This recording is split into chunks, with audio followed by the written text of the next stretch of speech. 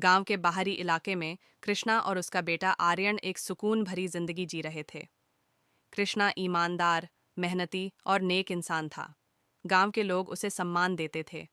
वह एक school teacher था जो बच्चों को पढ़ाता और उनकी जिंदगी में बदलाव लाने की कोशिश करता। दूसरी ओर आर्यन अपने पिता का गर्व था। वह पढ़ाई में होशियार और पिता का आज्ञाकारी बेटा था। लेकिन एक काली रात ने सब कुछ बदल दिया। उस दिन गांव में दिवाली की रौनक थी। हर जगह रोशनी और पटाखों का शोर था। आर्यन घर के बाहर दिए जला रहा था, जबकि कृष्णा अपनी चाय का आनंद ले रहे थे। तभी अचानक 3 नकाबपोश आदमी घर में घुसे। उनके पास बंदूकें थीं। बिना कुछ कहे उन्होंने कृष्णा को घसीटा और बेरहमी से उसे मार डाला। आर्यन छिपकर यह सब देख रहा था। उसने अपनी आंखों के सामने अपने पिता को मरते देखा, लेकिन वह कुछ नहीं कर सका। उन आदमियों ने बिना कुछ बताए वहां से भाग लिया। आर्यन के जीवन में यह सबसे भयानक दिन था। उसका आदर्श, उसका सहारा, उसके पिता अब नहीं रहे। भाग दो, न्याय की तलाश। कृष्णा की हत्या के बाद गांव में सन्नाटा छा गया। पुलिस ने मामला दर्ज किया, लेकिन वे कोई सुराग नहीं ढूंढ पाए। गांव वाले भी चुप हो गए। आर्यन समझ गया कि उसे इस मामले में अकेले लड़ाई लड़नी होगी।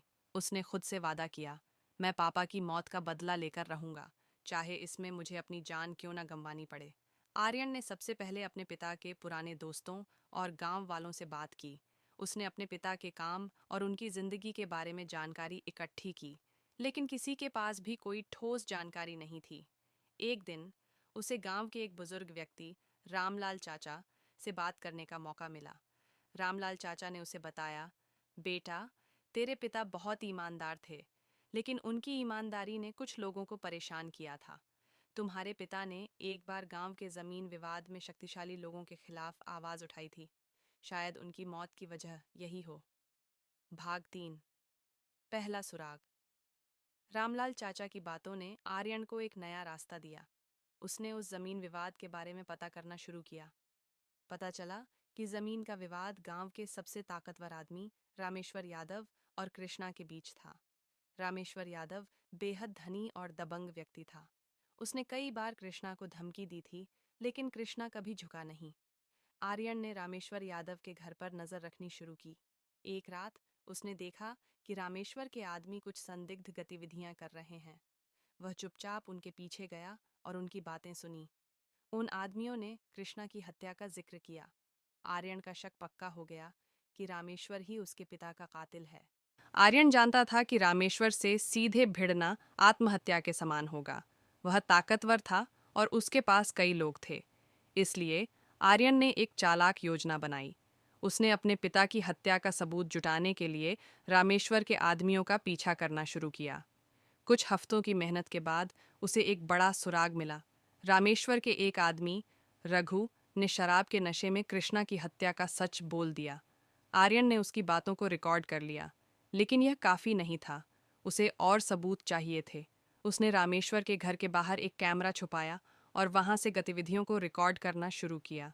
एक रात उसने देखा कि रामेश्वर किसी से कह रहा था, कृष्णा को रास्ते से हटाना जरूरी था, वह हमारे काम में रोड़ा बन रहा था। अब आर्यन के पास वह सब कुछ था जो उसे रामेश्वर को फंसाने के लिए चाहिए था। आर्यन ने पुलिस को सबूत दिए, लेकिन पुलिस रामेश्वर के खिलाफ कार्रवाई करने से डर गई। उन्होंने कहा, रामेश्वर यादव बहुत ताकतवर आदमी है, हमें कोर्ट का ऑर्डर चाहिए होगा। आर्यन को समझ आ गया कि उसे यह लड़ाई खुद लड़नी होगी। उसने एक आखिरी योजना बनाई। उसने रामेश्वर को झूठे बहाने से एक सुनसान जगह पर बुलाया। उस रात आर्यन ने रामेश्वर का सामना किया। उसने कहा, तुमने मेरे पिता को मारा, अब तुम्हारी बारी है। रामेश्वर ने पहले तो सब कुछ नकार दिया, लेकिन जब आर्यन ने सारे सबूत उसके सामने रखे तो वह चौंक गया। उसने आर्यन से कहा, हाँ, मैंने तुम्हारे पिता को मारा, लेकिन तुम मेरा कुछ नहीं कर सकते। मैं यहाँ का राजा हूँ। आर्यन ने अपनी पूरी ताकत से रामेश्वर पर हमला किया। दोनों के बीच भीषण लड़ाई हुई। अंत में आर्यन ने रामेश्वर को बेहोश कर दिया।